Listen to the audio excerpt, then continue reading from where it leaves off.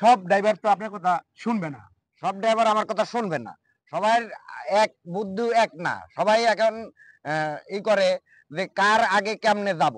এখন এই যে বৃষ্টি বাদল আসতেছে। এখন ধরেন প্রত্যেকটা গাড়ি এখন রোড থাকে পিছলা। অনেক সময় বৃষ্টি হলে পরে রোড থাকে পিছলা। দেখা যাচ্ছে আমি একটা গাড়ি টান দিছি, একজন টান দিয়েছে, টান দেওয়ার পরে ডান সাইড দিয়ে আরেকটা গাড়ি ঢুকায় দিয়েছে। তখন ও দেখে যে আমার গাড়ি হলো টার্গেটের। ও দেখে যে আমি ওর আগে কেমনে যাব। তখন খাদ ভাঙ্গা চূড়া কোনো কিছু বাদে না। আবার যদি ওই গাড়িটা যদি আগে যদি উঠে যায়, তখন একটা যাত্রী পিছনেতে বলে, এই ড্রাইভার কেমনে চালাস গাড়ি।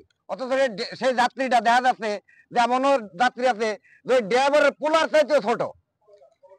শুনেন, আপনাদের সিঙ্গারা স্যার কি করেন, আপনার উদ্দেশ্য করে একটা কথা বলতে চাই।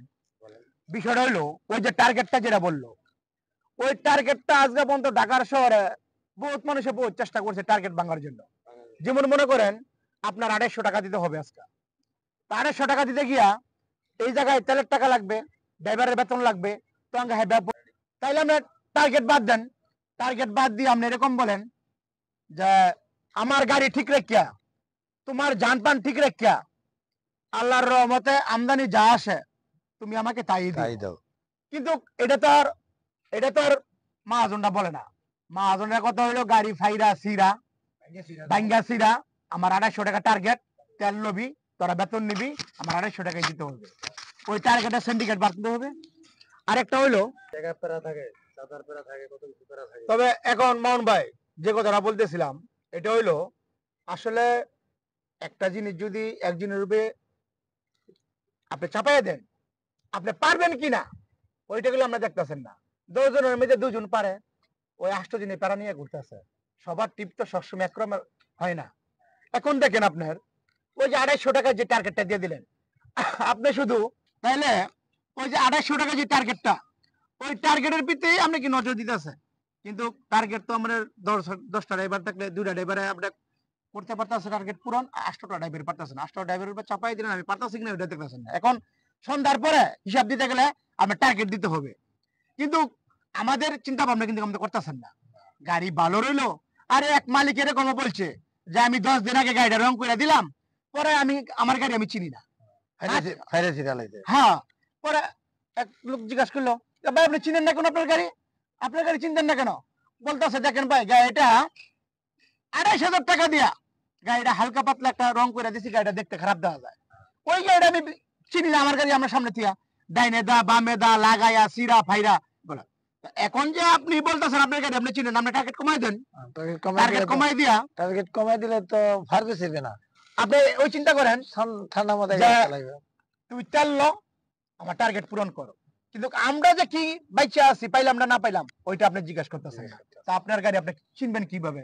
চিনবে কিভাবে? 2,800 টাকার টার্গেট, 1,000 টাকা রোডের দিপি, তারপরে 1,000 টাকা রোডের দিপি, আরো তো লাইনে অনেক সুপারভাইজার লাইনম্যান অনেক কিছু দাঁড়া করে রাখে।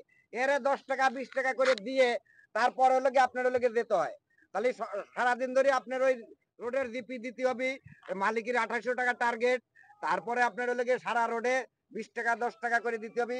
এ মাথায় 50 টাকা, ও মাথায় 50 টাকা, এইগুলো চান্দা দিয়ে তারপরে আপনার হলো সন্ধ্যার সময় মালিকরে যদি 2,800 টাকা দিবার দেন, তেল নীতি দান হলো 5,000 টাকার, তাহলে আপনি টাকাটা কোথায় পাবেন? এখন আসাফ ভাই আপনি যে কথাটা বলছেন, এই কথা বলতে গেলে কিন্তু অনেক কিছু। ওই যে মানুষ কথা বলে না, কইলে মায় কিল খায়, না কইলে ভাবে হারাম খায়। এখন অনেক কথা অনেক শ্রমিকের ভিতরে আছে, কিন্তু এই কথাগুলা শোনার মতন কোনো লোক নাই। কিন্তু কথা বললে কই বিশ্বাস করবে না। আসলে এগুলা কি কিয়ামতের আগ পর্যন্ত বন্ধ হইব? না, কিয়ামতের আগ পর্যন্ত বন্ধ হবে না। দেখেন 8টা যদি 10টা গাড়ি থাকে, 10টা গাড়ির ভিতরে 5টা গাড়ির ড্রাইভার দেখা যাচ্ছে যে কোন রকম টার্গেট মিলিয়ে চলে গেছে। আপনার আর এমনও সময় আছে যে 2টা গাড়ির ড্রাইভার টার্গেটই মিলাতে পারে না, সে তেলের টাকাও হয় না অনেক সময়। তাহলে আপনি দুর্ঘটনা কিভাবে কমাইবেন? তাহলে যখন আপনার আজকে যখন তেলের টাকা হবে না, কালকে তখন আপনারই ওই চিন্তা ভাবনা করে মাথা চিন্তা করে বাড়াবে যে আমি কালকে যখন ঠান্ডা মাথায় গাড়ি চালাইছি, আমার তেলের টাকা হয়নি, টার্গেট মেলে নাই।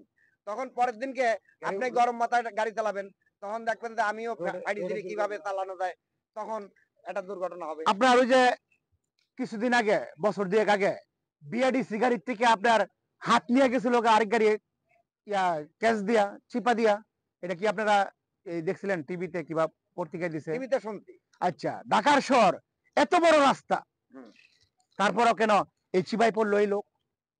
সমস্যা হচ্ছে যে এক হচ্ছে লেগে মানুষের চিপায় পড়ে কি জন্য? মানুষ দেখা যাচ্ছে যে যাত্রী, একটা যাত্রী হাত বাইর করে দেয় জানালা দিয়ে। জানালা যখন আমার জানালা, আমি তো আর যখন একটা ড্রাইভার যখন স্টার্টিং এ বসে তখন তো ওই কিটা বাইরে হাত দিয়ে রাখছে আর কিটা করে রাখছে, তখন তো তার খেয়াল থাকে কোন দিকে? সামনে। যখন সামনে যার খেয়াল, তখন যার খেয়াল আছে, তখন পিছিয়ে অনেক সময় যাত্রী হাত বাইর করে দিতেছে।